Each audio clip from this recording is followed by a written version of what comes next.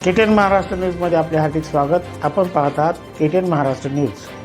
काही ठळक बातमी। किनवट तालुक्याला अवकाळीचा तडाखा, रब्बी पिके भुईसपाट, बळीराजा संकटात। किनवट, नांदेड जिल्ह्यातील किनवट तालुक्यात गेल्या 2 दिवसांपासून अवकाळी पावसाने जोरदार हजेरी लावली आहे। सोसाट्याचा वारा आणि विजांच्या कडकडाटासह झालेल्या या पावसामुळे संपूर्ण जनजीवन विस्कळीत झाले असून हातातोंडाशी आलेला घास हिरावला गेल्याने शेतकरी हवालदिल झाला आहे। पिकांचे अतोनात नुकसान। किनवटसह तालुक्यातील इस्लापूर, वाळकी बुद्रुक, पारडी, बुधडी, सारखानी, मांडवी आणि पैनगंगा अभयारण्य परिसरातील गावांना या पावसाचा मोठा फटका बसला आहे। गहू काढणीला आलेला गहू सोसाट्याच्या वाऱ्यामुळे अनेक ठिकाणी जमिनीला लागला, भुईसपाट झाला आहे। यामुळे उत्पादनात मोठी घट येण्याची शक्यता आहे।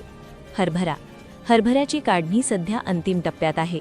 पावसामुळे शेतात काढून ठेवलेला हरभरा भिजल्याने दाण्यांचा दर्जा खराब होण्याची भीती आहे। ज्वारी व मका वाढीच्या अवस्थेत असलेल्या ज्वारी आणि मका पिकाचेही वाऱ्यामुळे नुकसान झाले आहे। शेतकऱ्यांची चिंता वाढली। हवामान विभागाने 23 ते 25 फेब्रुवारी दरम्यान पावसाचा आणि काही ठिकाणी गारपिटीचा इशारा दिला होता, तो खरा ठरला आहे। अगोदरच खते, बियाणे आणि मजुरीच्या वाढत्या खर्चामुळे शेतकरी अडचणीत असताना आता निसर्गाच्या या हवकृपेमुळे त्यांचे आर्थिक गणित पूर्णपणे कोलमडले आहे।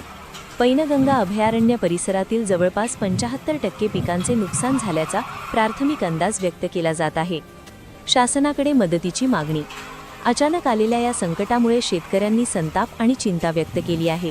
महसूल विभागाने तातडीने नुकसानीचे पंचनामे करावेत आणि बाधित शेतकऱ्यांना आर्थिक मदत जाहीर करावी, अशी मागणी आता जोर धरू लागली आहे। पुढील 24 ते 48 तास अजूनही पावसाचं सावट असल्याने शेतकऱ्यांनी काढलेला शेतमाल सुरक्षित स्थळी हलवण्याच्या सूचना कृषी विभागाने दिल्या आहेत। संपादक आनंद भालेराव, किनवट टुडे न्यूज, किनवट, नांदेड। परिसरातील घडामोडी पाहण्यासाठी पाहत रहा KTN Maharashtra news. Channel subscribe करा, लाईक करा, पुढील ग्रुपवर शेअर करा।